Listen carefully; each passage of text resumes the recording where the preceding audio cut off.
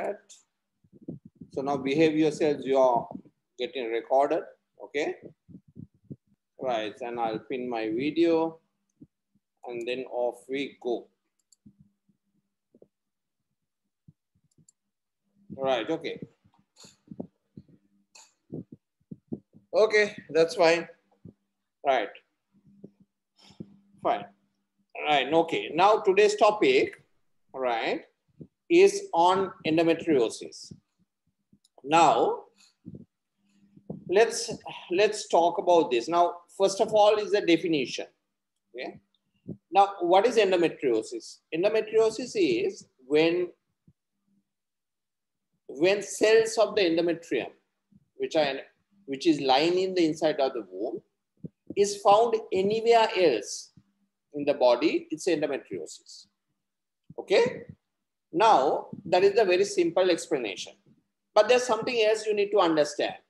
There is one special place if endometriotic tissue is found, it's called another name. That is, if the endometrial tissue is found inside the myometrium, it is given a special name which we call adenomyosis. Okay, right. So the so what you have to remember is adenomyosis is a type of endometriosis where the endometrial cells will invade into the myometrium. Clear? Right. So now, if you look at this definition, why does it happen? We actually do not know very much. Although things are happening, you know, things are, people are finding a lot of theories. But one of the basic theories is that during each menstrual cycle, blood falls into the peritoneal cavity through the tubes. Okay. But that happens in almost 95 to 100% of women every menstruation. Most of the women, right, will have a bit of blood in the abdominal cavity or the tummy, right? But what happens is, in some women, for some reason, these endometrial cells, along with their tissue, right, can implant into the peritoneum of the cavity. So it sort of invaginates and implants. And then it will start to grow there. Right? So it can implant into the ovary or any place and then it starts to grow there. So only in some women that this can happen, because in most of the women, what will happen is the peritoneum and the pelvic tissue, they will just kill it and send it off. Right? So in some women, for some reason, they have the ability to implant, or in other words, the peritoneum or the covering of the pelvis has lost its ability to throw off or kill off the endometrial cells that are trying to implant. In most women, that happens. So therefore, they do not develop endometriosis.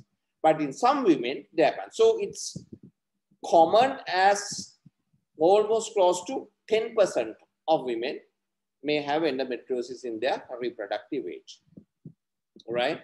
And if you take the population of infertile women, right, all women about 10%, got it, in the reproductive age.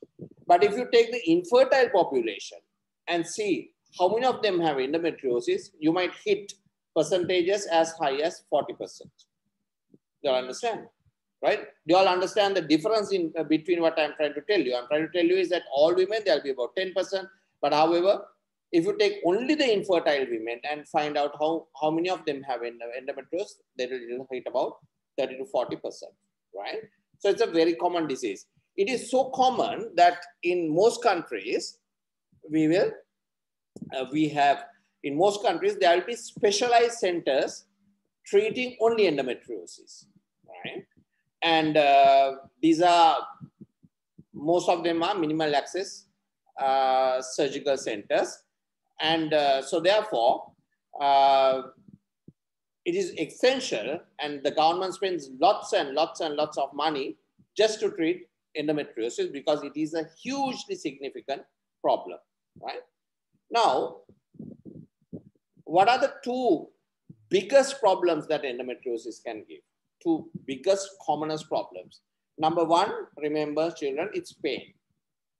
Pain that is debilitating, pain that is so difficult that sometimes they cannot go about their day-to-day work. They cannot go about even sometimes get off from the bed. Sometimes they require very serious analgesics, right? I treated a woman who became a narcotic addict because she was addicted on pethidine because she was doing so much of narcotics just to go over that period of pain which she has, right? She gets addicted. Do you understand? So the pain is extremely severe. So some women cannot get off their beds, right? It's so debilitating that their whole life is interrupted and messed up actually with the pain. The second commonest or the biggest problem that endometriosis causes is infertility, problems with fertility. Why? Because for a patient to become fertile, the inside of the pelvis and the coverings need to be very, very smooth and uninterrupted, right? Okay, let me just mute your right. Okay. So the covering needs to be very smooth and uninterrupted. Why? Because the process of fertilization or becoming pregnant requires a very clear pelvis. Why is that? Because the ovary needs to put out an egg, okay, which is called ovulation. Okay. Then you have a tube which should not be stuck anywhere. And due to chemostasis, because there's a chemical change on the surface of the ovary when there's ovulation, the tube needs to go over it and cover the ovary. So ovulation happens not randomly. Ovulation happens right into the tube. So that is called an ovum pickup. So to move, the tube should not be tethered and there should not be adhesions around the tube because it needs to move over the ovary, right? And if there is endometriosis and chemical differences there, because the tube starts to go over the ovary due to chemotaxis, because there's a chemical change and the tubal ends, which are the fibria, sensors it, and it goes over and covers the ovary. So the ovulation is not random. It just doesn't fall. It just directly ovulates into the tube. Then the egg lives at the end of the tube for about 48 hours. There's a swimming pool there at the fimbrial end. Okay. So nice, warm, full of nutrients, and you can imagine the egg floating around in that. Okay. And it's very, very comfortable. However, if there's endometriosis, then there are chemicals in it. And then it becomes toxic to that particular egg. So conception might not take place, right? At the same time, the sperm is deposited at the same time or any time later. The sperm is deposited at the end of the vagina and it swims up. But if there's endometriosis, because of the chemical changes, then the environment in the tube and in the uterus itself may be toxic to the sperms itself. So it might not even reach the egg. So it swims up the tube, right? And then falls onto that nice swimming pool with the egg swimming around in it, okay? So normally when sexual intercourse takes place, the sperm can live at the end of the vagina for about 5 to 7 days, right? So usually if regular intercourse takes, that is 2 to 3 times a week, there will always be a sea of sperm at the end of the vagina. So it doesn't really matter when the ovulation takes place because the egg will fall right into a swimming pool full of sperms. Got it? So sexual intercourse need not coincide with ovulation to conceive. So the advice generally is have sexual intercourse 2 to 3 times a week for conception. Okay. But if there's endometriosis, what happens is the fluid may be toxic, the environment may be toxic, it might be spermatotoxic. At the same time, even if conception takes place, then the tube must nicely push it very slowly at a very even space, right, towards the uterine cavity. But this journey is very specific. It has to take exactly 5.5 days for it to come down. While this this timing is very important for two things. Number one, the embryo must develop into a stage where it is able to implant in the cavity. So the trophoblast must have invasive properties by the time it goes. So if it goes very quickly, it will not have this ability and it will just get pushed off. If it goes too slowly, it will get the invasive abilities quicker and therefore it will implant in the tube and you get what? An ectopic pregnancy. You all understand?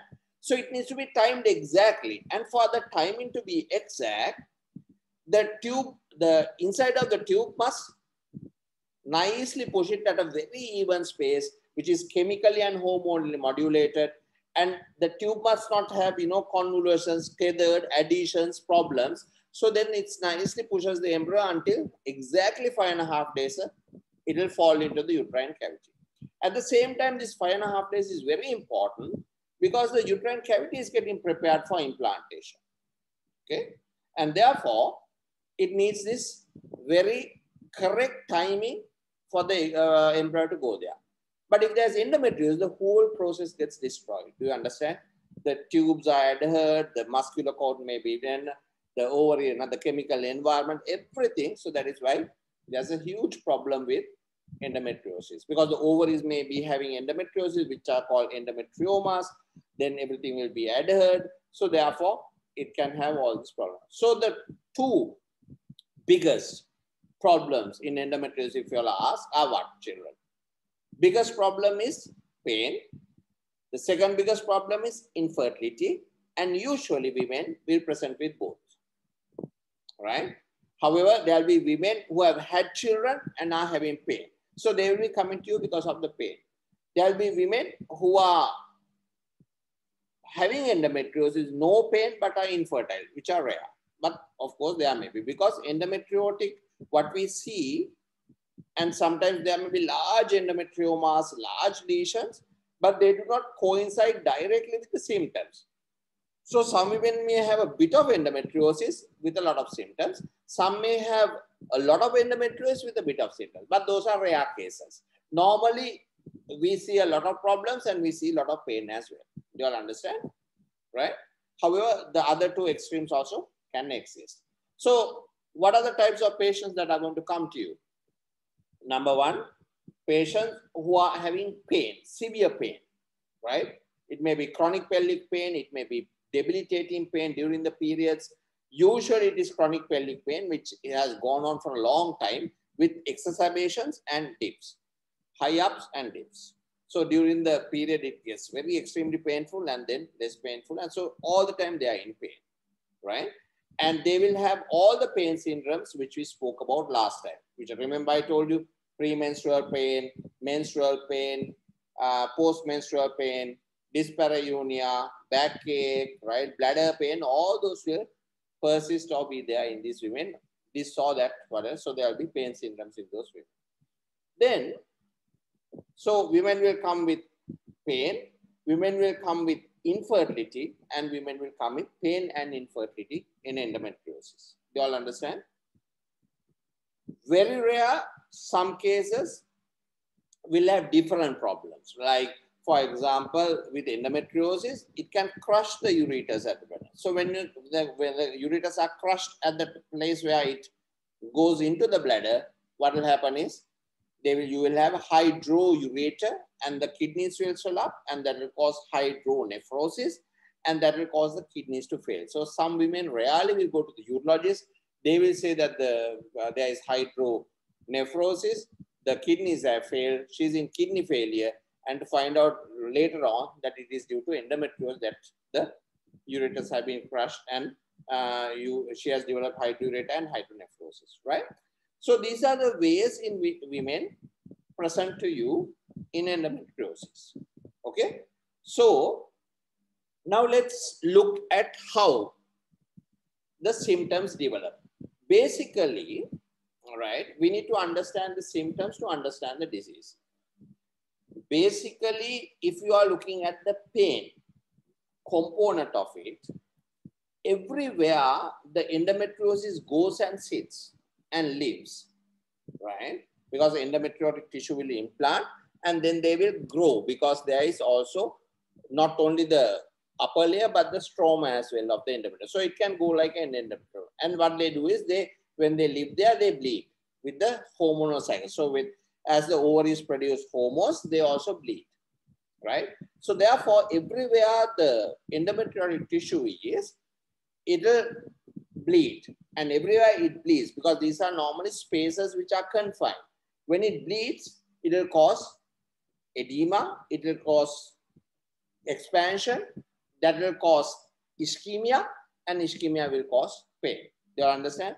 At the same time, where these things are, nerve elements will get involved in those, and that will cause endometriotic nodules, and that will give continuous pain, and the pain will increase with the period, right?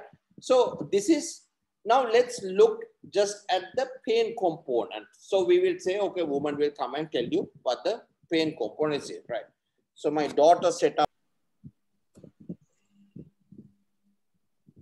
Okay, so let's start off again, right?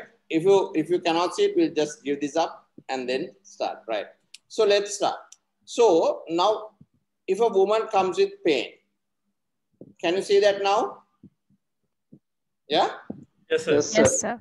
Right. So the pain, remember, is a central thing, and what we have to understand is that the pain can contribute to different types of things, right? So how is this pain generated, right? Number one, if there is endometriosis in the ovary, and if the woman has endometriomas, which are called chocolate cysts, because when you cut them, you will have chocolate material come out of it, right? So if you have pain, right, and that, if there's an endometrioma, then that can endometrioma, got it? So that can contribute towards the pain in the woman. Is that clear? Can you see me? Right? Yeah? Okay, you all are happy, right? So the next thing that can contribute to a woman with endometriosis is, say if there's endometriosis along the ureters. If you have endometriosis along the ureters, what will happen is the ureters will get crushed at the beginning, and then that will cause the ureters to swell up. What is that called? That is called hydroureter, and you can have hydronephrosis, right? So that will cause severe backache and loin pain.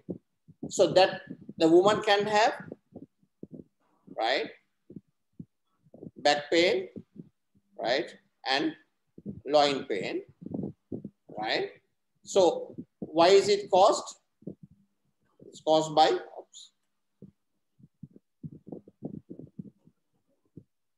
okay, it's caused by the ureters.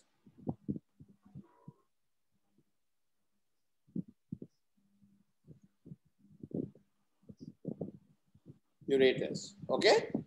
So that can cause pain there, okay? The next thing is, if there is a nodule in the bladder, so there's nodule in the bladder, and that will cause severe pain when she passes urine, okay? And what does that cause? That is what we call it bladder pain. So the bladder endometriosis can give rise to pain, okay? That is the other thing. Next is, the other thing what we have to remember is, right, if there's endometriosis on the bowel, what happens? Give me a second, please. I'm getting a call, one more.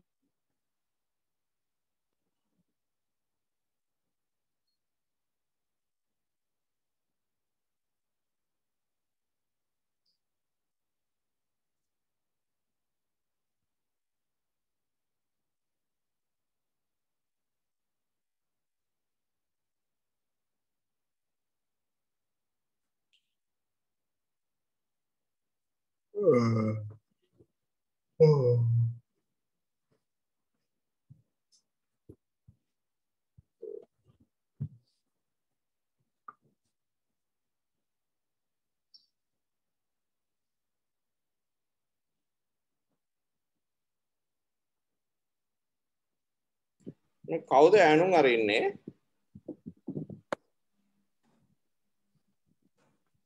Avisha, is that you? No, sir, I'm muted. Right. Okay.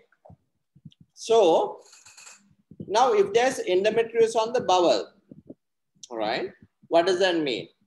Because the endometriosis is sitting on the bowel, for it to be complete, if defecation has to be completely painless, when the bowel expands with feces, right, it should expand without pain. And when there's defecation, the bowel needs to contract to send it out, right? But if the muscle coat is infiltrated with endometriosis, it cannot expand and it cannot contract very well. And it causes severe pain. And what is that called, which I taught you all last time? That is called dyschezia. What is dyschezia? There's a lot of pain when she starts to pass, open her bowels. And when it passes, then there's a huge relief from the pain. So that is dyschezia, right? So that if there's bowel is there, if there's bowel endometriosis, that also can give rise to pain, right? If the nerves in the pelvis, right? What are the nerves that we are trying here? If there is obturator nerve involvement, specific places in the thighs and the legs will have pain and discomfort. If the sciatic nerves are involved, she will get pain down from the posterior aspect, the pain will go down the leg, right? If there are different sympathetic or parasympathetic plexus are involved, you can have diffuse pain around it. Then if the genitofemorals are involved, because there is genitofemoral, the labial side or the vulval side can have pain. Do you understand? So any type of neural pain can be there in endometriosis. Remember what are the nerves which I told you where the endometriosis can involve? It can involve the obturator. It can involve the genitofemorals. It can involve the sciatic nerves. It can involve the hypogastric plexuses, and it also can involve the S2, S3, S4 nerve roots, right? So depending on the involvement there, the pain can be reflected onto there. What is the next thing that can give pain in the pelvis, right? So nerves also can give pain. Then the uterus itself. What is there in the uterus? Children, is adenomyosis. So if there is severe adenomyosis, then the woman also can have pain that is coming from the uterus, right? What is the next thing that she can have pain with? If the muscles of the pelvis are involved, my writing is getting better, right? If the muscles are getting involved, right, I'm getting the hang of it. So that's why it's, so initially they look awful, now they're slowly coming back to normal, right? So if the muscles of the pelvis are involved with endometriosis, what happens is when there are endometrioid deposits on the pelvic floor, when there are endometrioid deposits around the structures, but also involving the muscle and the fascia, she will have pain in that area as well, right? Because the whole pelvic floor is a muscle, right? There are lots and lots of muscles in the pelvic floor, mainly 3 or 4, right? The main one is, as you all know, is what? Is the pelvic floor is made out of 3-4 types of muscle. The levator ani is the biggest muscle there, which has 3-4. If the fascia on the muscles are involved with endometriosis from the inside, then they will have muscle pain, right? Then what else is there? So these are the main components. And of course, I forgot the peritoneum. Peritoneum, right? If the peritoneum is involved, the surface, there can be surface deposits everywhere that causes a severe amount of pain, right? So that is number. What is the other thing that causes pain here? The rector the rectovaginal septum. If there is nodules in the rectovaginal septum, where is the rectovaginal septum located? You have the vagina and you have the rectum. In between, there is a septum, which is called the rectovaginal septum.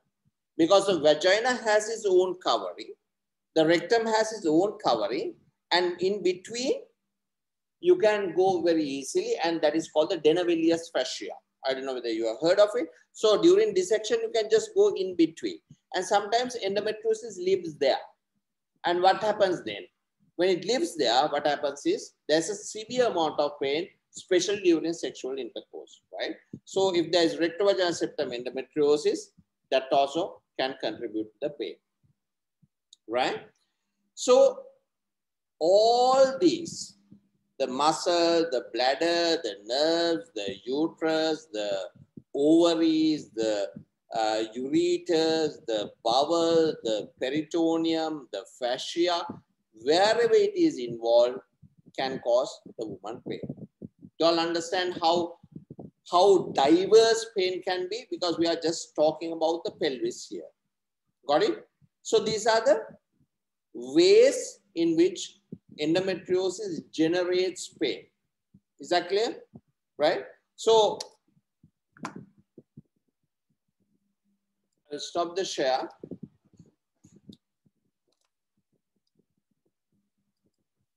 Right. Can you all see me now, children? Yeah? All right.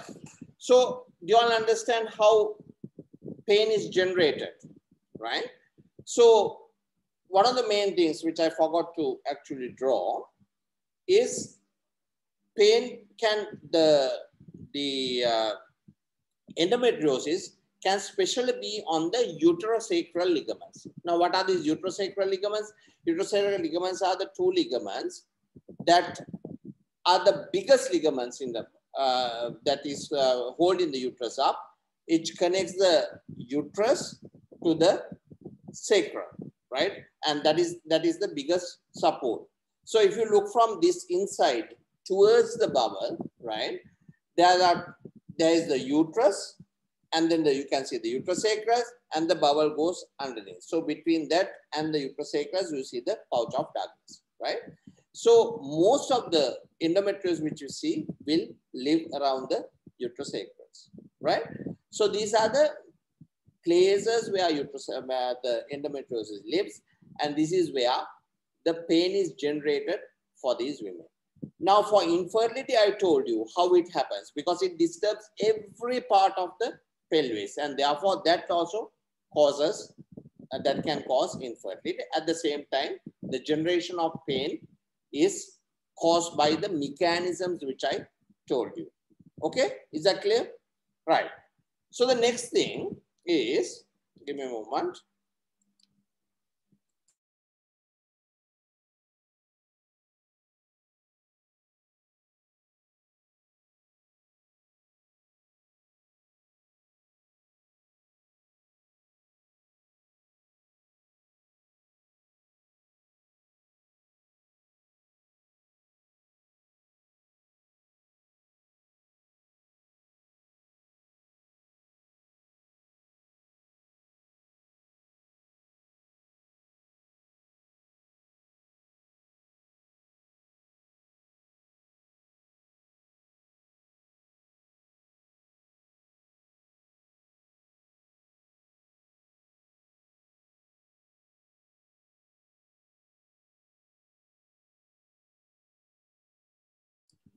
Today I'm getting a lot of calls. Right, okay. Right, let's hope I do not get disturbed. Right, so the next thing is, so we have, what is this? So we have pain and we have infertility, right? So these are the most of the commonest symptoms that a woman is going to come with, right? So now let us just go quickly through the pain syndromes that women with endometriosis will come to us, okay? What are we discussing? We are basically discussing the symptoms or the complaints that the woman is going to come to you. So every time you think endometriosis, you should be able to connect these pain syndromes, and you might think, okay, is this endometriosis? Okay, right. Let's look at the pain syndromes because I have discussed them last time in pelvic pain, but I want you to just remember them and the mechanisms how they generate pain. Number one is menstrual pain. What is that? Dysmenorrhea, right? How does dysmenorrhea happen? Dysmenorrhea happens when the woman has endometriosis outside. So during the periods, she bleeds into the uterine cavity, through the cervix and out, right? So that is the normal flow. However, at the same time, because there is endometrious tissue outside, she bleeds there as well. So there is bleeding outside. So there is bleeding outside and inside. So therefore, the pain will increase a lot. So she has dysmenorrhea, right? Then there is the second syndrome is premenstrual pain. So she starts to bleed. Before she starts to bleed or has menstruation, the endometrial tissue will become secretory because it becomes, there is secretions coming out. Okay. So therefore, it expands, there is secretion, and therefore, when the endometrial tissue is outside, it causes expansion and edema causes pain. And therefore, the pain starts before the periods as well. And it increases with the period because those places also start to bleed. Got it? Postmenstrual pain. What is postmenstrual pain? Postmenstrual pain is when there is pain after the period. Why is that? Because she has bled outside, right? And it takes some time for the blood to get absorbed. And therefore, that is called what? Still the pain continues even after the bleeding has stopped. Because outside the tissue, outside the womb, it takes some time for the blood to get reabsorbed. So you have post-menstrual pain. So the pain continues even after the period. Got it? Next is what? Next is the other syndrome is what? Dyspareunia. Why? For painless intercourse, what should happen is that the posterior fornix must expand freely, right? But when there is endometriosis, especially in the rectovaginal septum and the uterosacrus, because the end of the vagina is near the uterosacrus. The end of the vagina and the uterosacrus are near to each other. So what happens is, in there is endometriosis of the uterosacrus and in the rectovaginal septum, the expansion is not possible. It is tough. It does not stretch. And therefore, the pain becomes extremely severe during sexual intercourse. So you get dyspareunia, right? So how many syndromes now? 4. Premenstrual, menstrual, postmenstrual, dyspareunia. The other syndrome that they get is severe dyschezia, which I explained, right? When she wants to defecate, the pain starts. After defecation happens, the pain disappears, right? But during defecation, she has severe pain, which is dyschezia. Okay, D-Y-S-C-H-E-S-I-A. So dyschezia can happen. Okay, so 5 pain syndrome. 6, if she has ureteric involvement and hydroureter hydronephrosis, she will get severe back pain and loin pain. So that is number.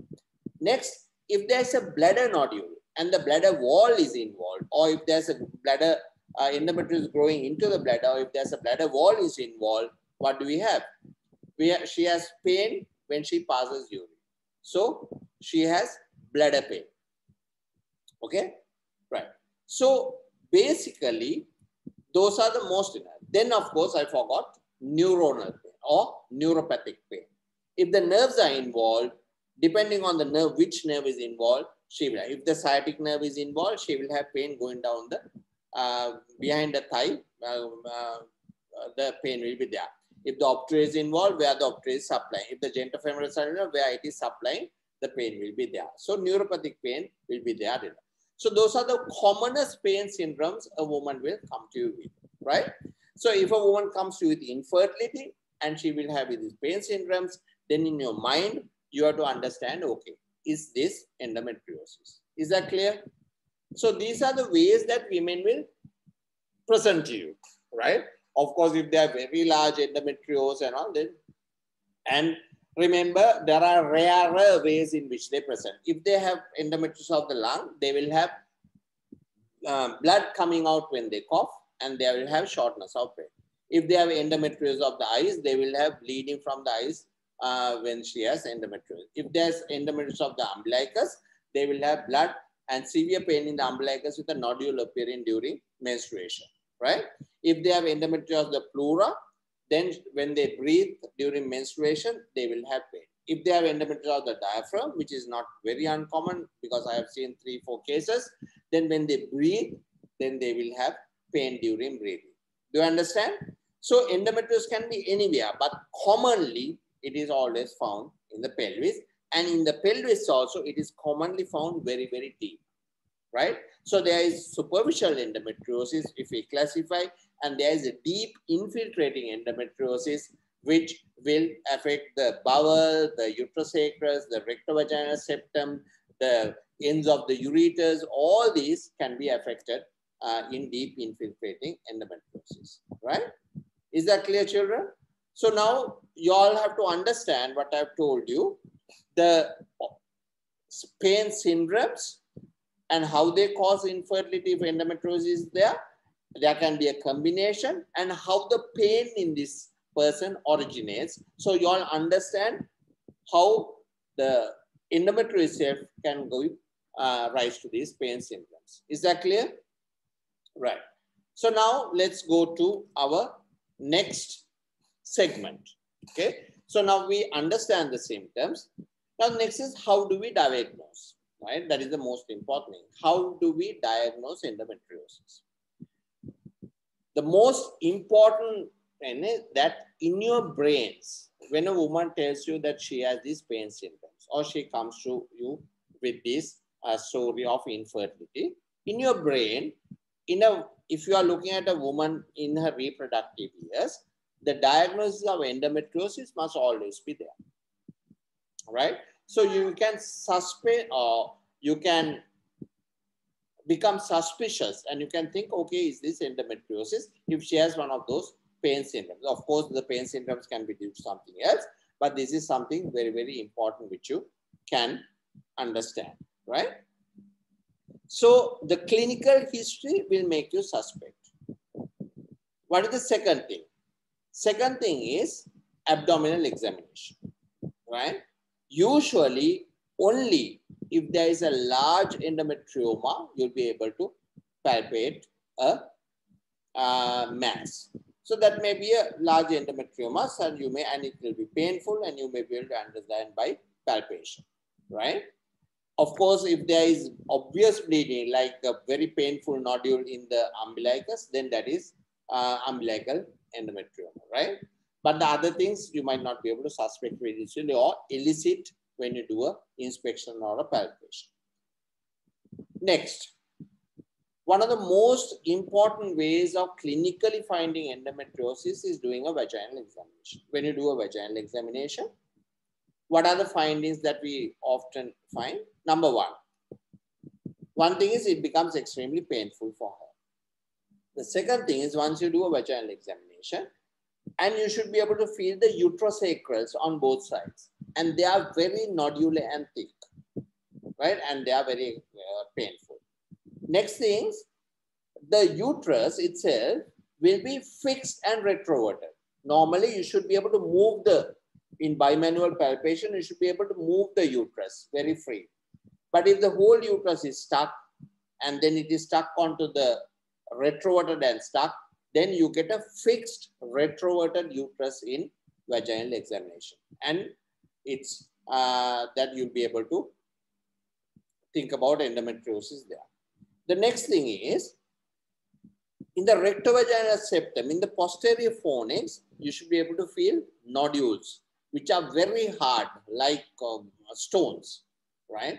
They're very painful, and you can feel these nodules in the posterior fornix. And that also will make you come to a quick diagnosis of endometriosis, because those are nodules in the uterus acrus and the rectovaginal septum, right? And then if there are ovarian cysts, yes, in the lateral fornices, you may be able to feel an ovarian cyst, right? And if there is adenomyosis, when you press the uterus between your fingers, the uterus will be tender and painful, right? So in a vaginal examination, most of the time, you should be able to find or discover endometriosis. Come back again in a vaginal examination. Number 1, fixed retroverted uterus. 2, enlarged uterus due to adenomyosis. 3, it will be a tender uterus. 4, the fornices will be tender. 5, the uterus acrus will be thickened and nodular and tender. 6, you will get rectovaginal septum nodules, very tender, marble hard nodules in the posterior fornix. All these will, any or most of them, or a combination of some of them, will tell you that she has endometriosis. Those are the vaginal examination findings. Is that clear, children? Right. From there, we come to exam. Remember, I told you investigations are always, some of the important things in investigations are, we need to arrive at a diagnosis, right? So the next investigation is, the most important thing is a ultrasound scan, right? So when you do an ultrasound scan, you'll be able to see each of these elements, right? Specifically, if you are very good at ultrasound scan, you'll be able to see each of these elements very, very, very clearly. What are these? Number 1, we'll be able to see an endometrioma if there's ovarian endometriosis. And the endometriosis will have a very specific shape. There'll be all blood inside, and there, because of the calcium that comes out of the blood cells when they are degenerating, there'll be specks inside where the light is, the ultrasound is reflected off. So you get all these small specks inside the ovary, right? What is that called? So it is called, very specific, it is called an endometrioma, right? So that is number. So it has a very specific look, a very thing which you can recognize very easily, because that's all blood inside, okay? Then in the uterus, what will we see? We will see adenomyosis sometimes or most of the time. What is adenomyosis? You will not see a clear myometrium. Now, you have to have an endometrium and a proper myometrium, okay? What happens is, you will have one wall becomes very, very, very thick. Usually, there is asymmetrical thickening of the walls. Usually, it is the posterior wall that becomes very, very thick, right? So, you will have a haziness, and you can see that there are, in some places, there are more concentration of these endometriotic tissue in bladder, and that those are called adenomyomas, right? And then the wall becomes very thick. And sometimes from the endometrium, you will see the endometrial tissue climbing up sort of, and you can see them, how they have infiltrated into the myometrium. So by ultrasound scan, you'll be able to diagnose adenomyosis. The next thing, the ultrasound scan will show you the thickened uterosacral ligaments. So which you can see, and you can look at the uterosacral ligaments by the transvaginal scan, and you can see the thickened endometriotic nodules. You can look at the bowel. Properly, if you do ultrasound scan, you can look at the whole bowel coat, the muscular coat, and you can see the infiltrating nodules inside the bowel as well, which you can diagnose. If there are nodules inside the bladder, you'll be able to see the bladder nodules as well. You understand? So we can see the bladder nodules there as well, right? So therefore, you can see the nodules in the rectovaginal septum. You can see the thickened uterosacral ligaments. You can see a fixed retroverted uterus. You can see ovarian endometriomas, right? And one of the other most important thing is, if there is a uterus and there is an ovary, and when you push your probe between the ovary and the uterus, normally they will go away from each other if there are no adhesions. Okay? And when you slowly release or come back with your probe, they will come back together. And they will slide against each other if there are no adhesions. However, if there are adhesions, if this is the uterus and this is the ovary, they'll be stuck firmly together. And when you push, they will not go away. Because you push from here, right? You push from here, but they will not go away. They will stay stuck together and they will move with each other. So that is one way of saying that the ovaries are adhered to the uterus and maybe to each other underneath the pouch of darkness. What are the things? Ultrasound scan will detect very easily hydronephrosis and hydroureter. Okay, you just put the probe on the kidney and you will the normal probe and you will see hydronephrosis, hydroureter. And what is one of the most important things which you can see is hydrosalpinx. What is hydrosalpinx? It looks like a sausage, right? Because what has happened is because of the adhesions, the ends of the tube has got stuck. Okay. So the one side, normally the tube is open to the peritoneal cavity and the other side is the uterus. But the side that opens into the peritoneal cavity is larger, the femoral end. Okay. The one that is on the end that ends into the uterine cavity, right, is what? Is smaller. So when the fluid is developed, the fluid will normally, the fallopian tube, all the fluid will normally drain into the peritoneal cavity. But due to endometriosis, the femoral end is stuck under the ovary and it gets shut, then a lot of fluid will enter. So what will happen is the whole fallopian tube will swell up, and that is what we call hydrosalpinx, right? And that will cause the tube not to work. It will cause infertility and it will cause a lot of problems as well, right? And that also can give a lot of pain, which I forgot to put in that chart, right? So what I forgot to put in the round chart pain, the tubes will cause pain, which is hydrosalpinx.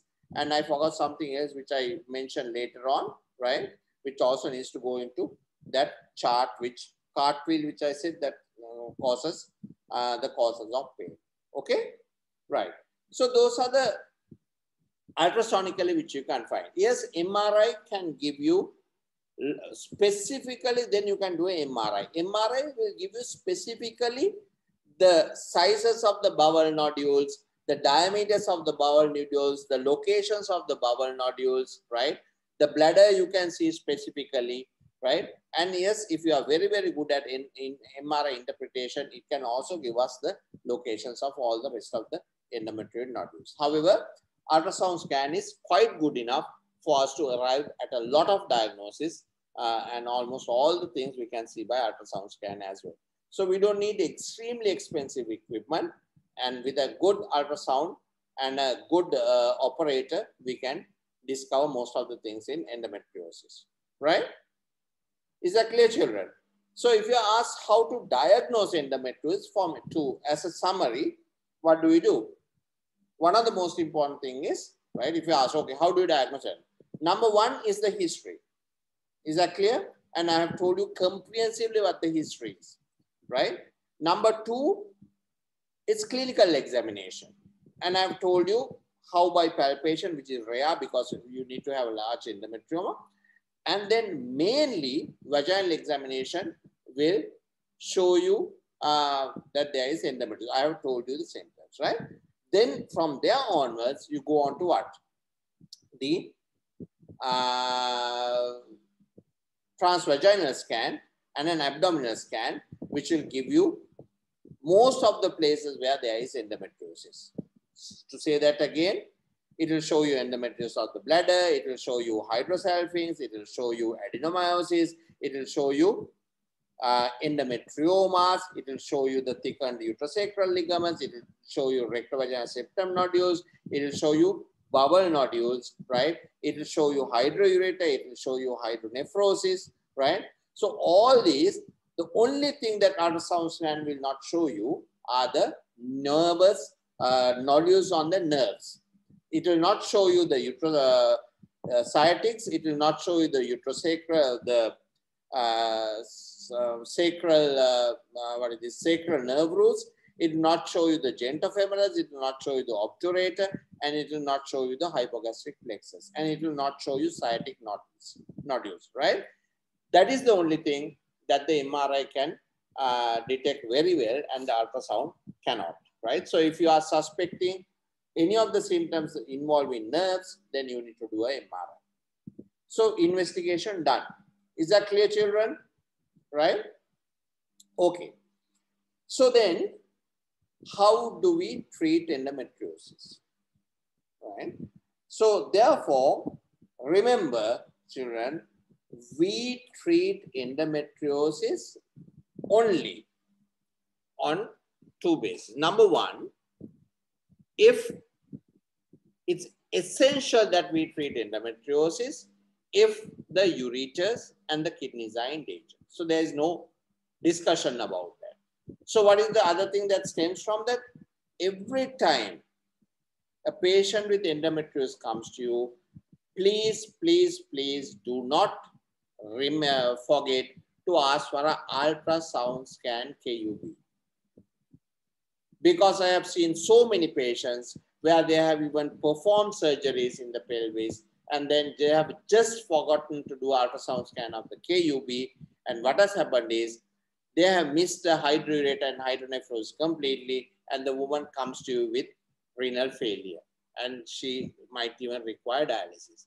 I just recently treated a patient with bilateral hydroureter and hydronephrosis with one kidney at 40% and the other kidney at 15% due to endometriosis. But two surgeries have been done for her, and for some reason, the hydroureter and the hydronephrosis has been missed because somebody has forgotten to do a simple ultrasound scan KUB. So remember, for life, children, if you ever get a patient with endometriosis, please do a ultrasound scan KUB. Okay, right. So treatment is necessary. How do we treat hydroureter hydronephrosis? Either you can do a ureterolysis to free the ureter, right? And if there is no obstruction and we have cleared the ureter, you can leave it like that, right? However, if the ureteric muscle is destroyed and if there's no way which we can save that part, what we do is we cut it and then we take that segment off with endometriosis and we reimplant the ureter onto the bladder. So uterine or ureteric reimplantation is a choice if necessary. You all understand? So that is treating ureteric endometriosis. So that treatment is always surgical. Okay? We have no options if they have hydroureter and hydronephrosis. Okay? Next, if there are only mild symptoms, right? And if the main problem is pain, and if she has children, but the main problem is pain, and if the pain is mild, then of course we can go for painkillers or medical treatment, right? For the pain, you can give any type of painkiller. You can give paracetamol, you can give NSAIDs, you can give codeine, you can give a mixture of paracetamol codeine, which is Panadine in Sri Lanka. That is the trade name, right? That is a mixture of paracetamol and codeine. Then you can give suppositories, you can give paracetamol suppositories, you can give NSAIDs, anything. You can give any painkiller for endometriosis. Got it?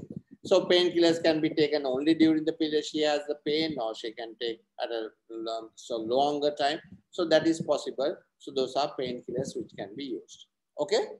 Usually, you know, we have an analgesic ladder. We go from one to the other, one to the other. One thing is what? We can, one moment. Right. So, you can start with simple paracetamol. You can go on to paracetamol and codeine. Then you can go to NSAIDs. You can combine NSAIDs with paracetamol, right? Then you can go to analgesics, which are oral, which are narcotics, right? tramadol is a possibility. So all these we can say suppository routes we can change, we can do, try and give it, right? Then the next option is you can suppress endometriosis by using hormonal and maybe sometimes non-hormonal treatment, right? Now remember, most of this suppression of endometriosis, we have to suppress estrogen, right? Because estrogen is the driving force to cause the endometrial tissue to grow, and progesterone will make it secretory, right? So therefore, when we suppress endometriosis, something very, very essential happens. It suppresses ovulation also, because the patient's ovulation is extremely important. The ovarian hormones are very powerful, and then they will start stimulating the hormones, the endometriosis. So what happens is when we give hormones, right, or what we have to do is we have to suppress the ovarian hormones or suppress ovarian. So therefore, no hormones, no stimulation, the endometriosis does not become active. Okay. So what are the things that we can use? If we are going to suppress hormones, then fertility is out. Why? Because you suppress hormones, you suppress ovaries, you suppress the ovaries, you suppress ovulation. So the woman cannot have children if you suppress ovulation. Do you all understand? So therefore, if the woman has fertility wishes with endometriosis, then suppression of ovulation is completely out. You can't do that. Okay? In those cases, mostly we might require to do surgery for them to clear the endometriosis and then go for fertility treatment. Is that clear? Now, how do we suppress? We can suppress in many ways. Number one, we can give very high dose progesterones, which is called depo-provera, right? Number two, we can give very low dose oral contraceptive pills. How does that happen? What we do is when you give oral contraceptive pills, these oral contraceptive pills are extremely low dose, right? Very, very, very low dose. They contain estrogen and progesterone. So what happens is, because they contain estrogen, they also stimulate the endometriosis to a certain extent, but at a very low space. But because we give externally low dose estrogen and progesterone in continuous dosage, the brain thinks, okay, there seems to be some hormones inside. And therefore, the brain stops producing hormones that stimulate the ovaries. What are these? FSH and LH. So the FSH-LH production is stopped because the brain is tricked into thinking that the ovaries are producing hormones. Actually, we are giving them from outside. So this very powerful FSH and LH, which stimulates very powerful hormone production, estrogen production of the ovaries, are stopped or blocked, right? So instead of that, we are giving low dose hormones. So endometriosis is stimulated, but they are not stimulated in a normal way, because normally the endometrium is stimulated. You have estrogen predominant initially and it thickens a lot. Then that thickened endometrium with estrogen, which is after the proliferative phase, will be converted into a secretory phase by the progesterone. So the thickened layer continues, and then there's a drop of hormones and then it bleeds. Okay, so a very thick layer bleeds normally, and that is called menstruation. But when we give oral contraceptive pills in low dose continuously, there is no FSH and LH, and you have estrogen, progesterone, small doses. So whatever becomes proliferative becomes secretory at the same time. So therefore, this layer that ends if there is a withdrawal bleed at the end, when you stop, if you stop the COCP, there's a very, very thin layer to come off. That happens in the endometriotic tissue as well. Do you understand? So the bleeding is less. There is bleeding, but the bleeding is less. Got it? So therefore, that is why we give continuous oral contraceptive pills, or we can give it 3 months, small gap. 3 months, small bleed. 3 months, small bleed. That is called tricycline, which you can use. So it'll stimulate endometriosis bit, but not to the extent that your own ovarian hormones will stimulate, right? So we can postpone the endometriosis from coming back by giving oral contraceptive pills. And that might also cause pain-free periods or periods with less pain. What is the third medical treatment? Then you can put in a Mirena or levonorgestrel releasing intrauterine system into the uterus. That can cause if there's adenomyosis, it can cause a bit of lessening of the pain because it will infiltrate into the myometrium. At the same time, it can also cause reduced bleeding during periods that can cause reduction in the pain. But Mirena does not infiltrate into the other areas outside, right? So it will not have any effect on the pelvic endometriosis as such. Okay. The next thing is you can give things like implants, which releases continuously progesterone, and that can cause the progesterone or the endometrial layers to thin out. So that can also be used. Implants, they release progesterone into the blood. That will give you contraception as well as slight suppression of the endometriosis, right? So those are the medication which we can use. And the most powerful medication which we can use are the GnRH analogs, which will completely suppress estrogen and progesterone in the body. The whole problem is we cannot give it for a long time because it causes two problems. What are these? It can cause osteoporosis, right? General, right? So that can cause osteoporosis and it can cause a reduction in the platelets, thrombocytopenia. So therefore, we cannot continue for a long time because the woman is going to have fractures. And therefore, because no hormones, because the woman needs for the skin, for the brain, for the bones, for every organ in the body, they require estrogen and progesterone. So if you suppress it completely, then it's not going to work out very well. Even if you give add-back therapy in small doses still, you cannot continue GnRH analog for a long time, although it suppresses endometriosis completely. So GnRH analogs we use with caution in only certain circumstances, right? But usually we don't give it for a long duration of time. Got it? So those are the medications which we can use for endometriosis. The third mainstay in endometriosis is what? Surgery. Now, how do we go about it? How do we take the treatment? Now, what is the purpose of surgery? The most important purpose of surgery is to cut away as much endometriotic tissue as possible to reduce the pain. Got it? Right? So you take away as much endometriosis as possible during the surgery. And there is no place, absolutely no place for open surgery in endometriosis. That is evidence-based and that is a recommendation by all the endometriosis associations.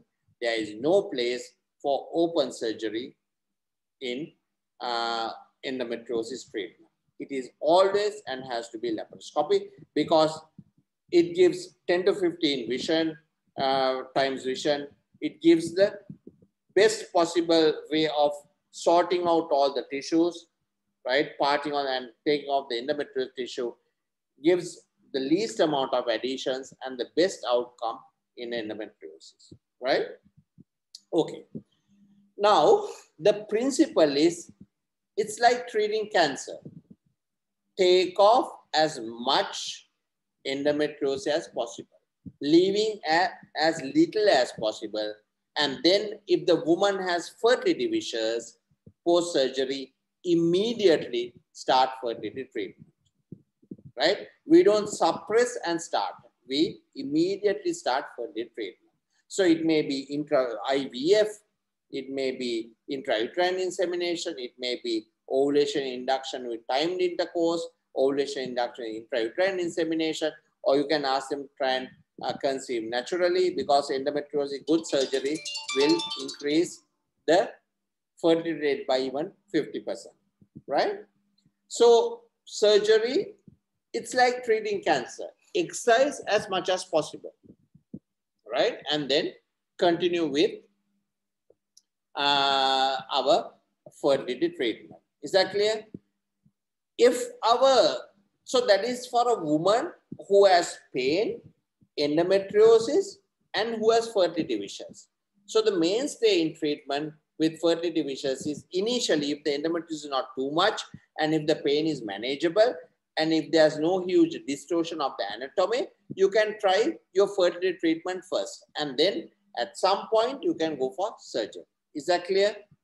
However, if everything is distorted and there are a lot of problems inside and there's no way she can conceive, then the treatment is what?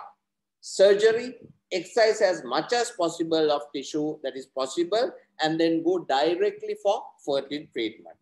That fertility treatment may be just natural intercourse, maybe intrauterine insemination, maybe in vitro fertilization, right? Or whatever, you go for fertility treatment. Is that clear? However, it's always a race against time, right?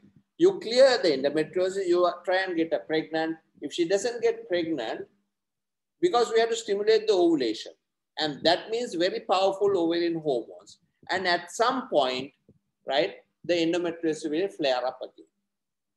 So it's like a race. If she gets pregnant, good. If she doesn't get pregnant, then again the endometriosis will come up, because it's a lifelong disease until she reaches menopause.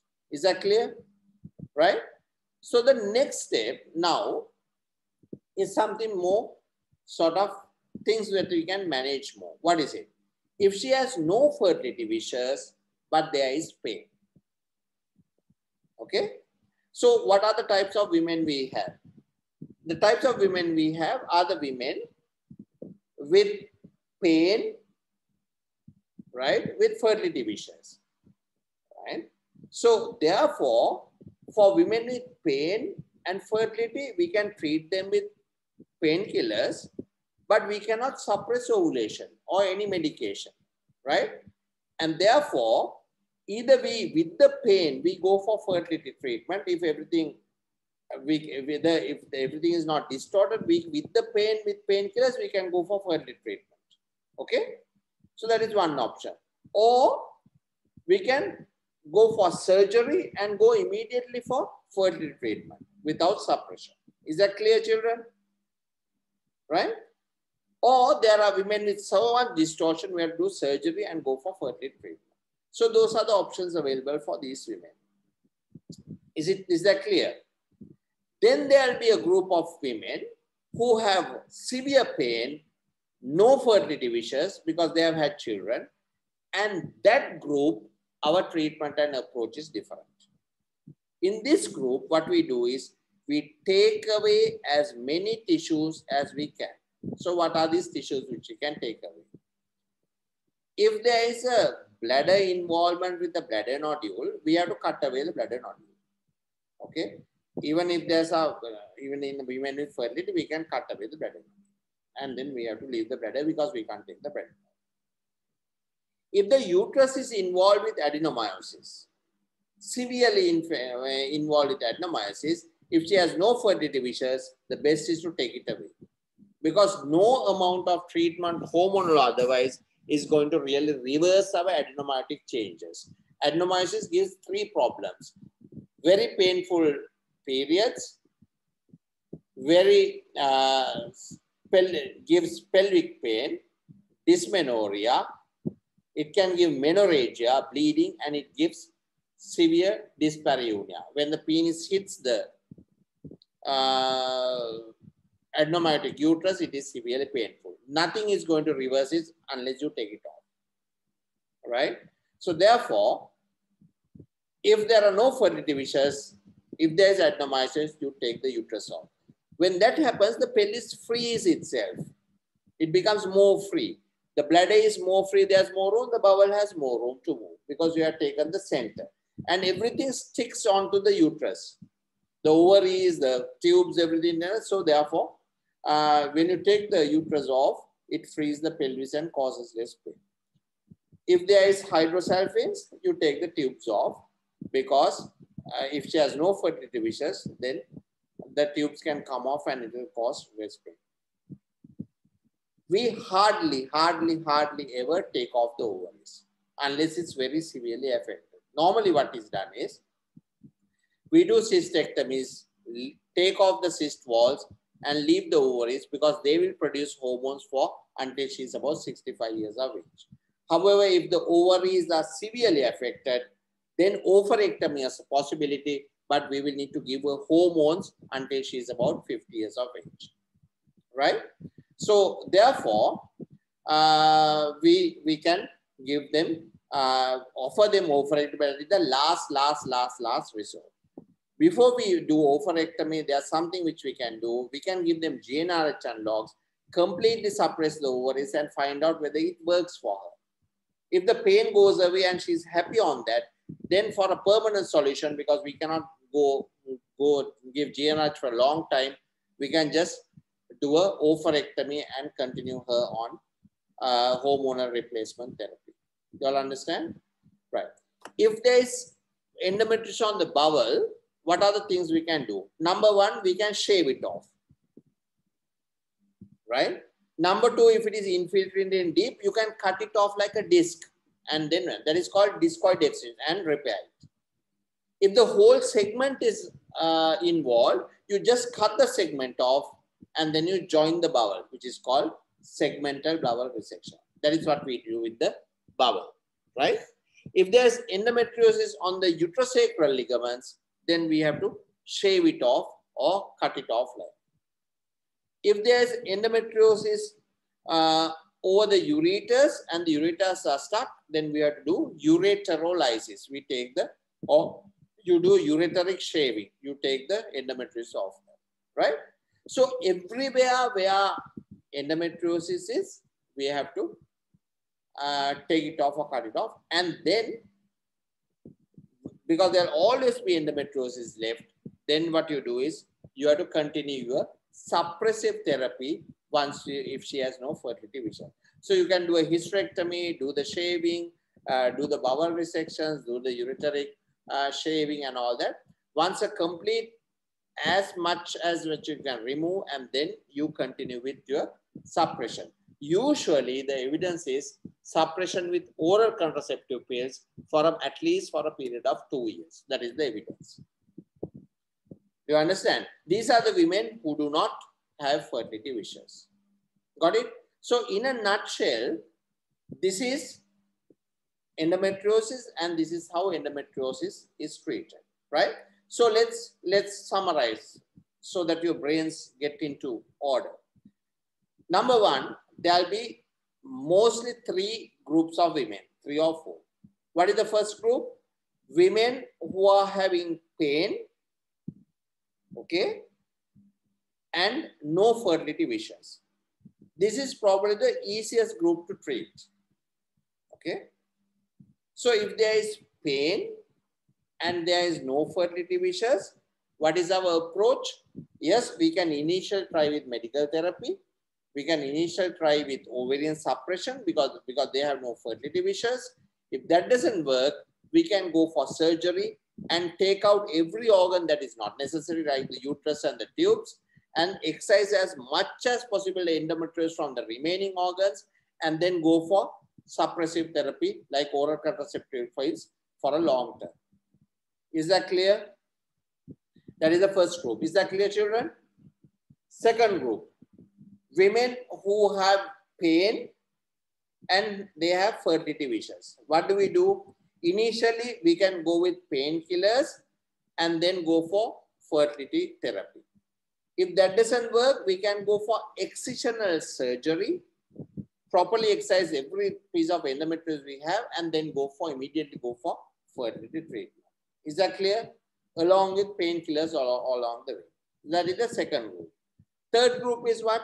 No pain, infertile. However, they have endometriosis. In that case, you might need to think, okay, is surgery necessary if there's a lot of endometriosis without symptoms? So we do an excision and clearance, or we can try with fertility treatment for quite a bit of time because there is no pain. Okay, that is the third group. What is the fourth group? women who present to you with severe complications, right? Hydroureta, hydronephrosis. No option, we have to treat them surgically, right? So that surgical may be reimplantation, segmental resection of the ureter, ureterolysis, all those can are treatment options, right? There's another fifth group. What is that?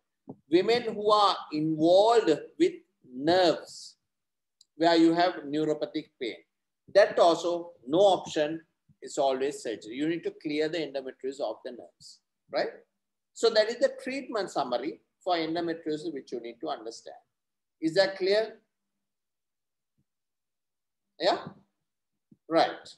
So, switch on your videos. I want to see a few of you all because I need some input, right?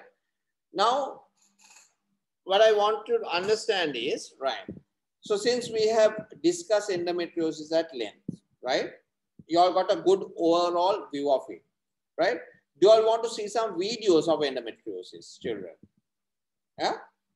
Right, what is the time? I'll show you some short videos, right, where you can see how bad endometriosis is, okay, and what it is doing to women who have endometriosis, right? Okay, so let's go back to, so we'll just do it, finish it off in 10 minutes after, right? So that I will share some videos that you might find interesting, because after speaking about it, right, do you all have any questions that you all want me to answer before we switch on to a few videos, so that to make you all understand what really endometriosis is and what we are dealing with. Any questions? You all can unmute yourselves and ask.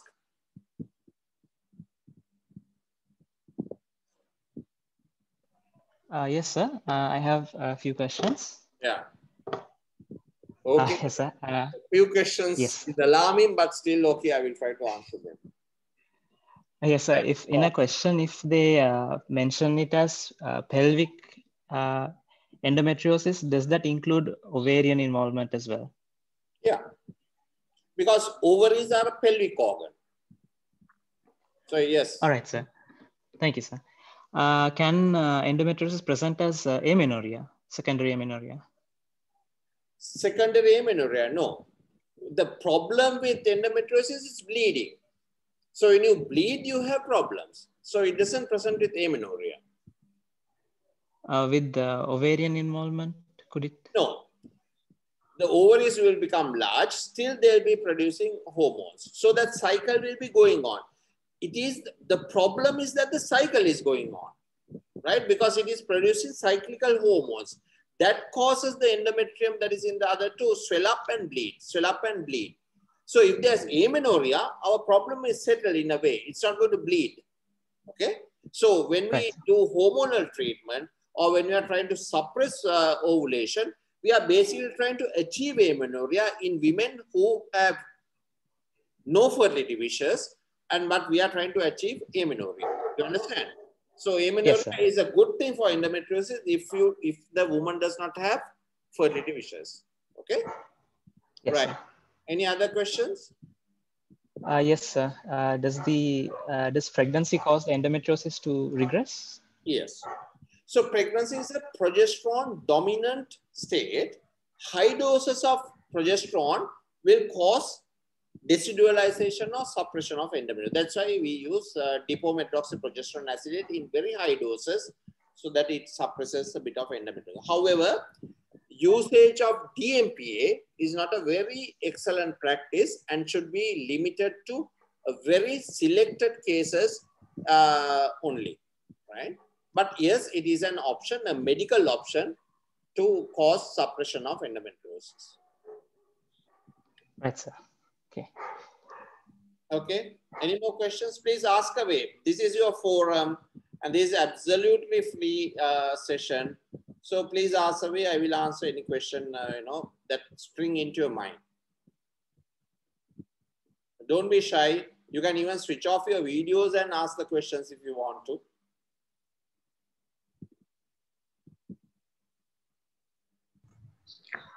Excuse me, sir. Yeah. Sir, does adenomyosis lead to postcoital bleeding? Does adenomyosis give postcoital bleeding? Yeah. Usually not, child. Postcoital bleeding can happen when there's a, initially if there is a valval issue, right? There can be valval tears, the fourchette can tear, it can have. So you see, when you look at postcoital bleeding, you need to find think throughout the way. Again, valval injury swelling end up vaginal injury swelling end up, right? There are sometimes you can have very severe postcoital bleeding because there are spiral tears, which is very difficult to treat also, right? It will need suturing in the theater also. And then if there are cervical lesions that bleeds on touch, that will also cause postcoital bleeding. And if there are polyps that are inside the endometrium that can get disturbed, that also can uterus expand because orgasm and coitus causes uterine contractions and posterior pharyngeal contractions in the muscles, right?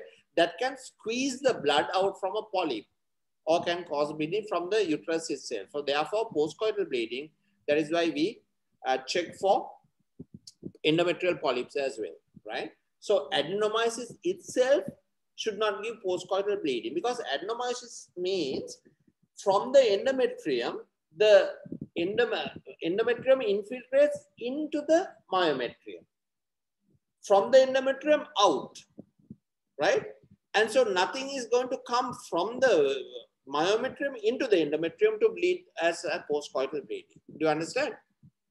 Yes, sir. Yeah. Sir, and does it cause intermenstrual bleeding, adenomyosis?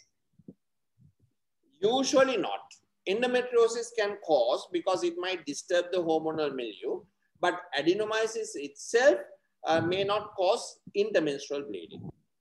Okay, so thank you so much, sir. Remember, there are no fast and hard rules, children. They can have, the endometrium can be hyperplastic. There may be problems, polyps in the endometrium in combination with endometriosis and adenomyosis. So it can be few pathologies grouped together. So don't look at a patient like having a textbook image and will come to you and say, okay, I have only this. Do you understand? It can simply be a mixture of problems.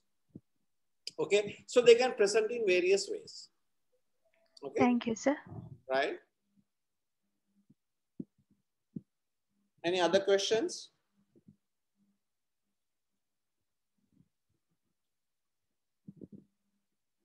No? Videos? Or sleep? What do you want?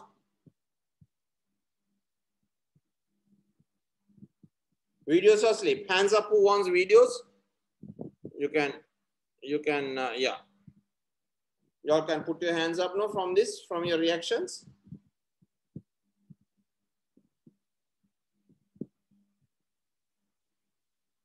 Okay. Looks like all of you want videos. Okay, fine, fine. Okay, you can stop putting up your hands now. Right, children. Okay, now let's go to the share screen thingy.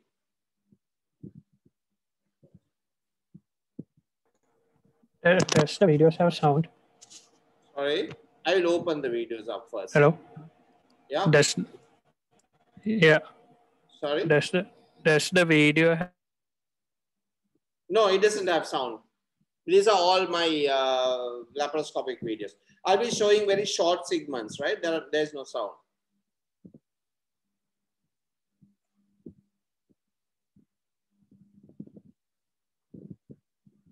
You can still see me, right? Yeah, okay. All right, I'll just show you a few interest. You can see me, right? Hi. Yes, sir, we can see. Yeah. Yes, okay. sir. Yes, sir. Right. First, I'm just going to show you a few videos. Okay, I'll just show you a few interesting things. First, the bladder endometriosis.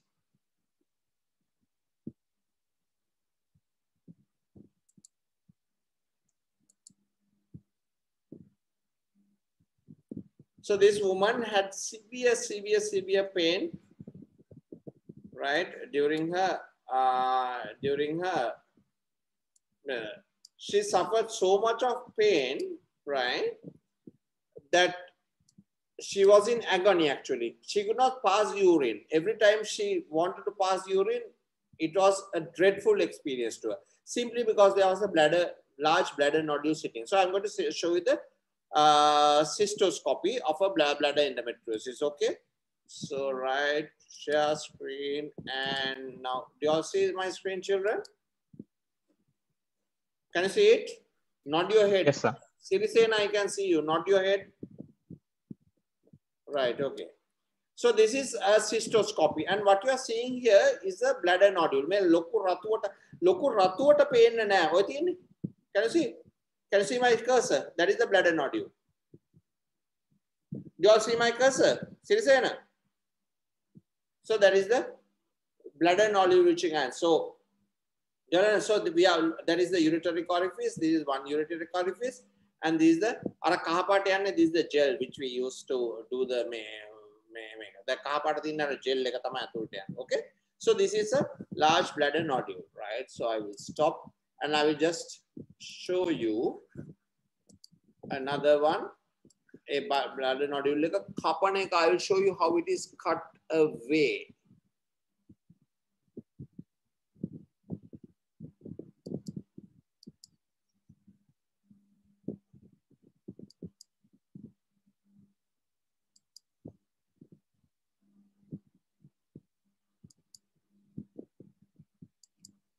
Right, this is what we call a Collins knife.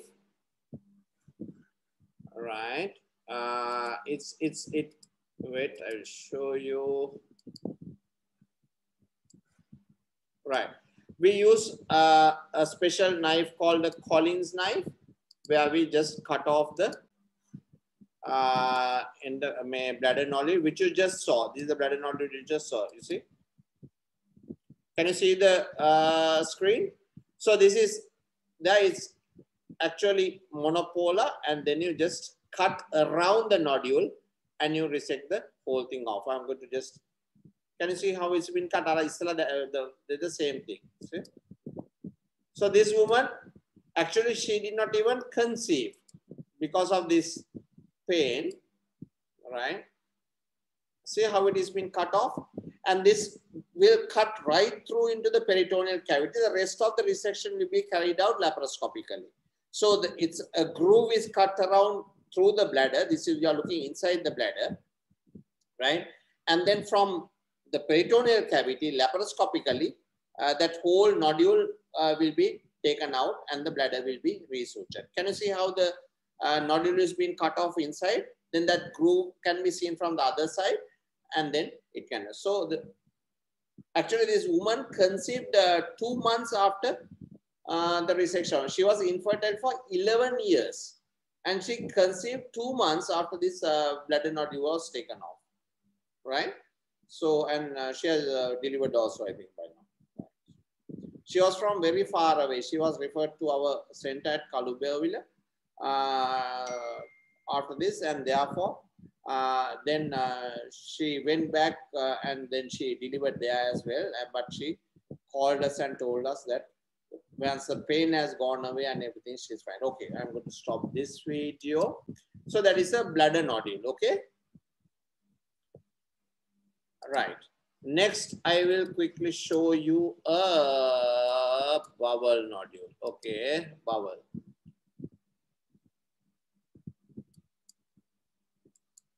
So now this is a bowel nodule, which is bowel endometriosis, which is being shaved.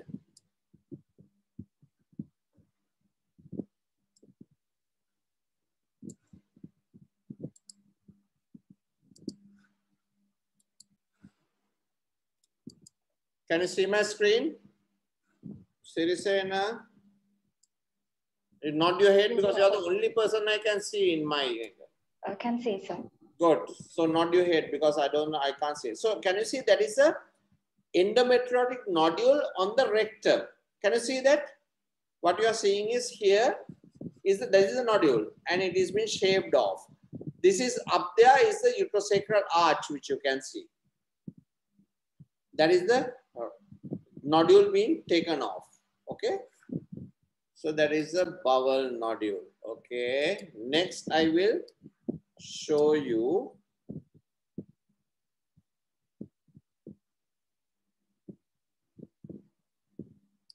a discoid nodule. That is also endometriosis. Right. This is also endometriosis. Yes. Can you see me? Can you see my screen, children? Yes. Yes, Right. sir. So this is, you say, discoid resection. There is endometriosis on the bowel, right? So proline thread is put through the endometrial nodule. You can see that the whole bowel is infiltrated with endometrium. Can you see that? Right? And the staple is put in, and that nodule is stapled off and cut off. So that is called excision. Yeah, that is the nodule that has been taken off. So the pain actually goes away. So that is a discoid excision. Not a discoid, actually, it's a, yeah, with a linear stapler. Right. Okay, so that is one type picture. Now I will show you a ureteric problem, right? Okay, now this is a ureteric reimplantation. I'm going to show you due to what?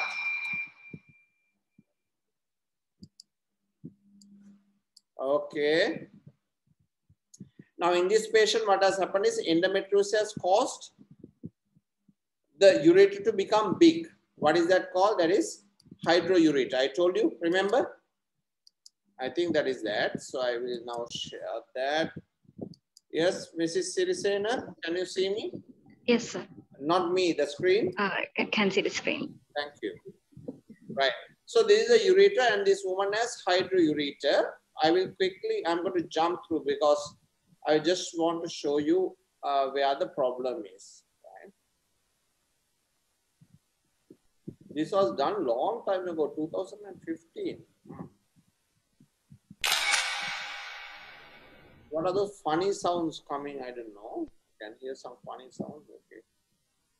Right. I'm going to go quickly. Okay. Sorry. Right. So what you are seeing red here is endometriosis, right? So I'm going to go quickly. Sorry. Right. Now you can see what I'm holding on to the left here. Right. Annotate. Draw. Right.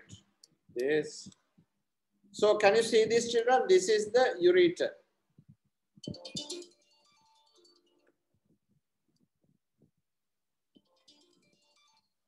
Hello, Madhuka? No, no. Okay. This big thing, can you see this blue thing? All this is the ureter, very, very large. Can you see that? And here there is endometriosis causing it to be obstructed. Okay.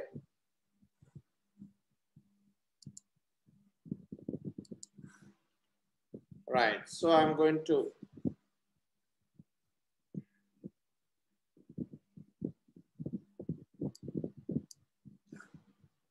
and I'm going to quickly skip. Can you see how big that ureter is, children, on the left side? Loku kambeyak wage. That is a hydroureter. Okay. And that is the endometriosis that is causing the constriction. So I'm going to go still. Can you see how big the ureter is on the left side? Can you see that? And that is where the endometriosis, it goes and becomes very small. Yeah, where the bleeding is. It has become very small. So it's a hydroureter. And this woman had hydronephrosis as well. So I'm going to go that. Can you see how big the ureter is? Right? All this is the ureter. And this is endometriosis. That is what's causing the obstruction. Do you see actually what it does? So this woman has a. So beyond this, the ureter is of no use. So what do? Because we cannot salvage this ureter. So there, can you see how big the ureter is, children?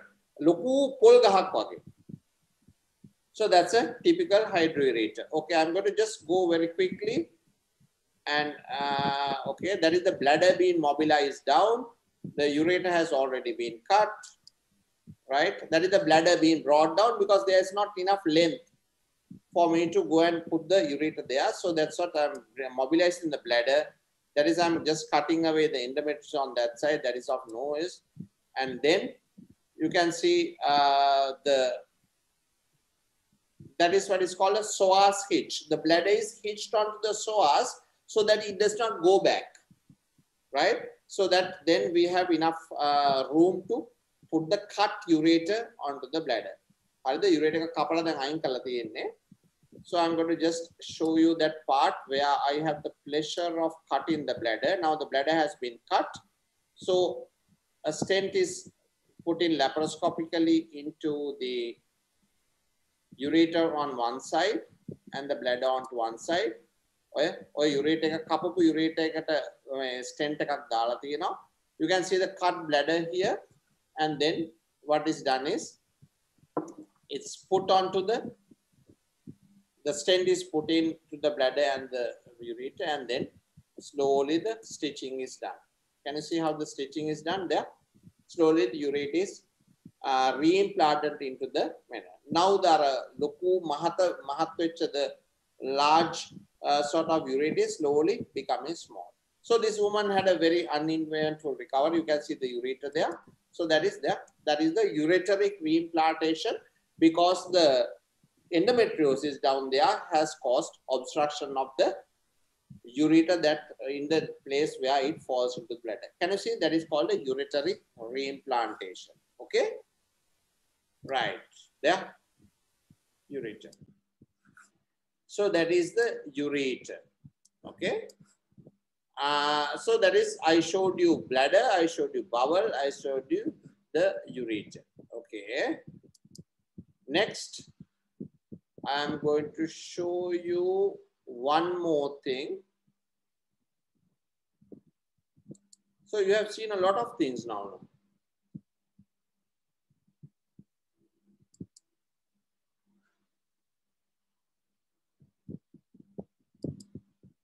Right, okay. I'm going to show you some endometriosis of the vagina, and we are going to stop this session.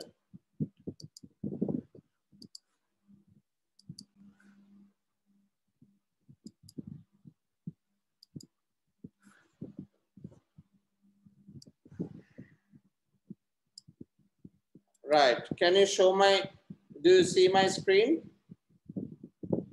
Yes, sir. Good. Right. So this is the initial view. I'm going to just go quickly. At a glance, it seems there's no endometriosis, but all this we are talking about is deep infiltrating endometriosis. But you can see how stuck everything is. Can you see that?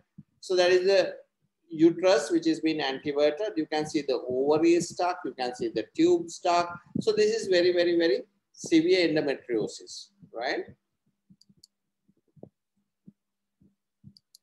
Then this is, you can see this reddish areas is always endometriosis. So the intention is, of course, to try and excise it, because this woman probably required fertility, right? So I'm going to, that is, so I'm going to, so one ovary has been freed, and then it is lifted onto the abdomen and put in there. So we have access into the pouch of Douglas, okay? So you can see on the left side also, you can see everything is stuck to each other. The round ligament to the, in the middle, you see the tube, and from the tube, the bowel, the rectosigmoid is stuck onto the ovary, right? So everything is stuck to each other. You can see how bad endometriosis is, because normally it should be a very smooth sort of surface without any problems. They need to slide over each other, shining. It has to be a beautiful surface. But what has happened here? Everything due to, you can see all these reddish areas, these are all endometriosis, active endometriosis, which is causing destruction of the normal anatomy. And you can imagine how much of pain it is going to cause this woman, okay? So slowly, this will take several hours, right, of surgery. So now I'm going to quickly show you. Now here, that is the ureter. I'm looking for the ureter. So the ureters must be freed before anything else to make sure that we do not harm the ureters while exercising it. So this is the left side ureter. So I'm looking for the ureter. All right. What I'm going to show you now is slowly everything is getting freed. The bowel is also getting freed. You can see the ureter, the ovary has been sort of, both ovaries are suspended, and where I am going is what is called the pararectal space. Pararectal space are the two spaces between the bowel. So that needs to be freed. And the ureter, we need to see the ureter, the bowel, everything before we cut away the endometriosis, right? So I'm going to just, you can see how bad the endometriosis is here. And I'm going to just go quickly. And that is the end of the vagina. When I'm pushing, that is the end of the vagina. So since there's endometriosis around this, vaginal intercourse becomes very important. In this particular woman, there was a large vaginal nodule, right? So I will show you, okay, and wait. So now the vagina is getting open. Can you see? The vagina is open, and you will now in a moment see the vaginal nodule. This was causing a huge amount of, that is the top of the vagina, and what I am holding is the endometriotic nodule. So I have to cut it away. So I'm cutting away the vaginal nodule from her. This was causing a huge amount of pain, and this was of course causing her severe dyspareunia. Can you see the thick ending? It shouldn't be thick like that at all. The vaginal wall needs to be very smooth. So that is the whole nodule, and that is the vagina, which you can see from above. And that is I'm holding the nodule and I'm cutting it away, so that once this whole nodule is excised and the vagina resutured, she did not have any dyspareunia. So now once it's cut off, I just expel. Now you can see that the nodule is gone. So I'm suturing the top of the vagina. Yeah, I'm closing the vagina of the excision of the vaginal wall. Right, that is closed, right? So yeah, so that is another bowel nodule. I think I'm going to I have to shave that off, right? There, the bowel nodule is being out. So that is bowel. So this woman had severe dyschezia as well. So I'm shaving the endometriosis of the bowel. That is the bowel nodule coming off. So this is shaving of the bowel nodule. There, can you see the bowel nodule coming off? That is the endometriosis that is causing a lot of dyschezia. That is the bowel nodule. Right. So that probably is enough for today. Right.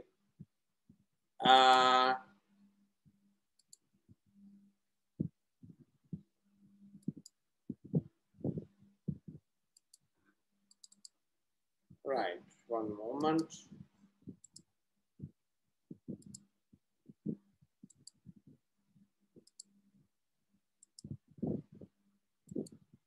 Right. Okay. Fine. So that I think has given you a good overview.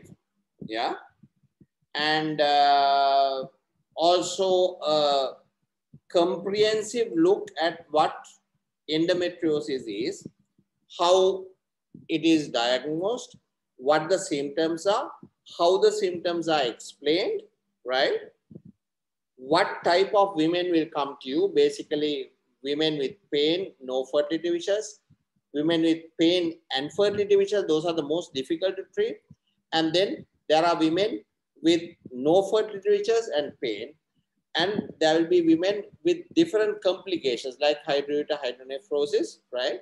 Who will come to you, right? So I have spoken to you the ways of treatment, what we do with medical therapy, what we do with surgical therapy, right?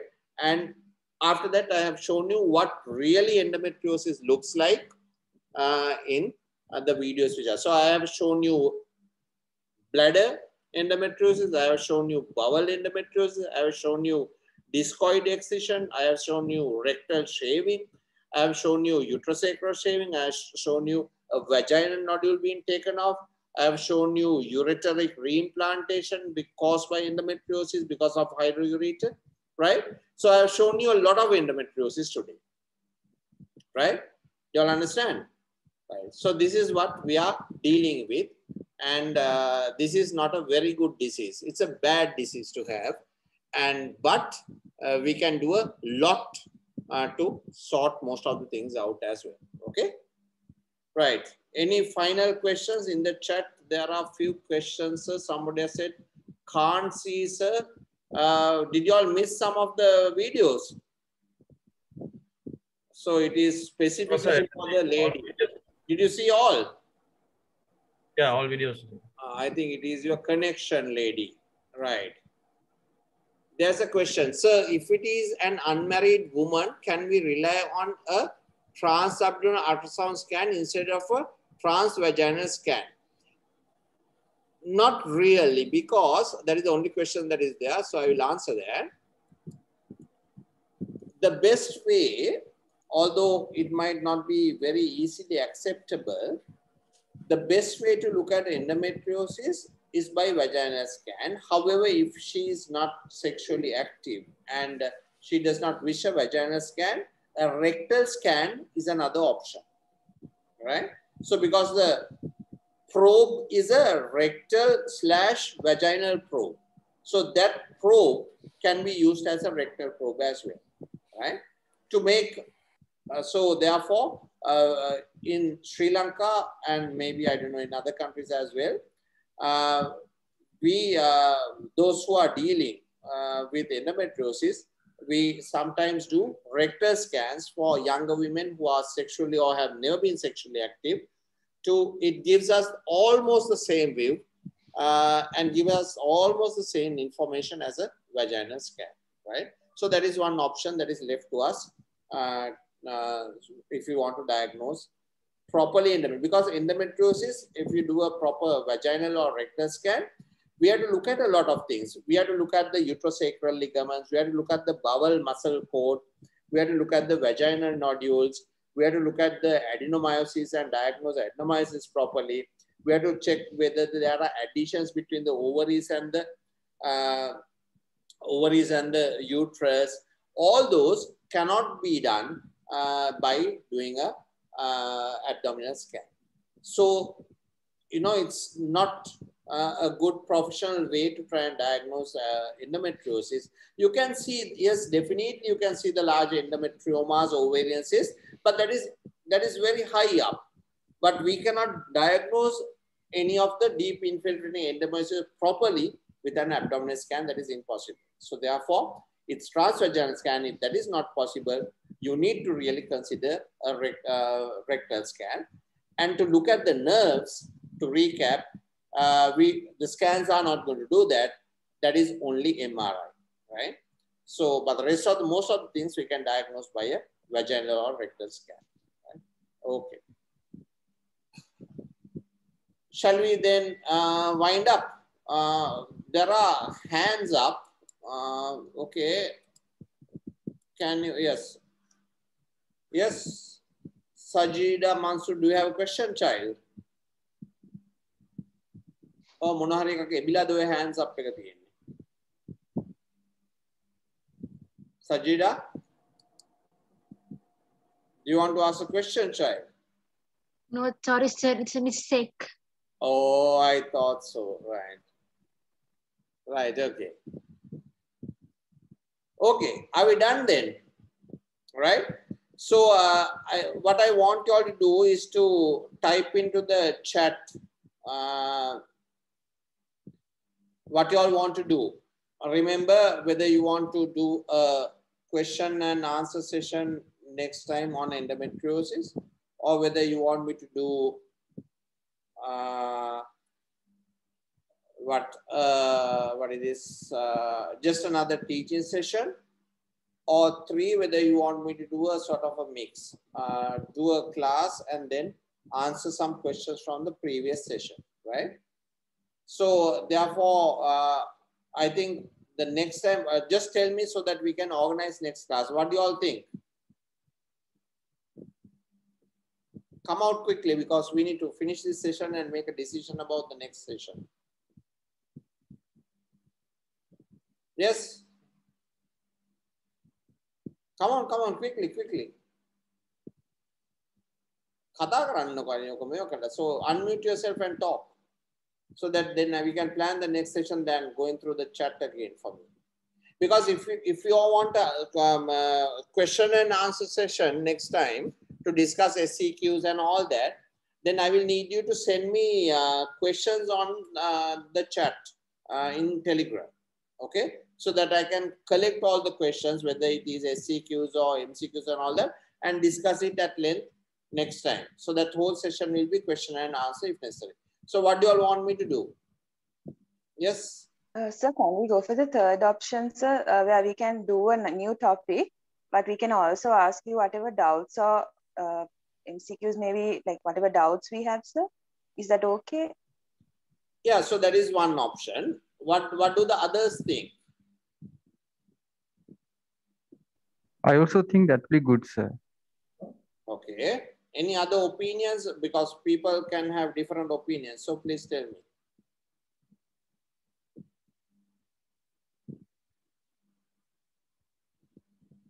Yes, come on. Yes, Mr. Kavisha.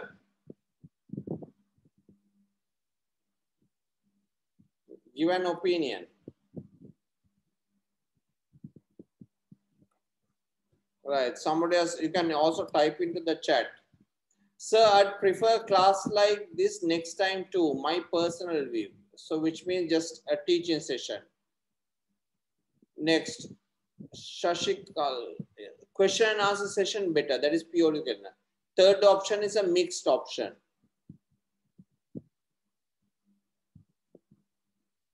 I think Yes? Somebody has put in theory and questions. So what we'll do is, shall we just type into the chat so that I will see, which is just after this session, can I just type into the chat and see, right? So what goes is what? The option number 1 is continue just study sessions, no questions and answers, okay? Just a small question and answer session at the end, like what we did today. Option number 2 is session, then a teaching session, then a complete question and answer session. Teaching session, question and answer session, right? That is option number 2. Option number 3 is what? New subject, about 30 minutes of question and answer from the previous session. Okay, that is number 2. So can you just type it into the chat? There are about now, yeah. Then I can just see which is the most numerous and then I will put down, right? Now, so shall we do that then, right? Okay then. Okay then, good night then. I will put this online anyway. Okay, thank you, sir. So people can, check it out who missed it. Okay. Good night. Thank you, sir. Right, sir. Thank you, sir. Thank you, sir. Thank you, sir. Thank you, sir.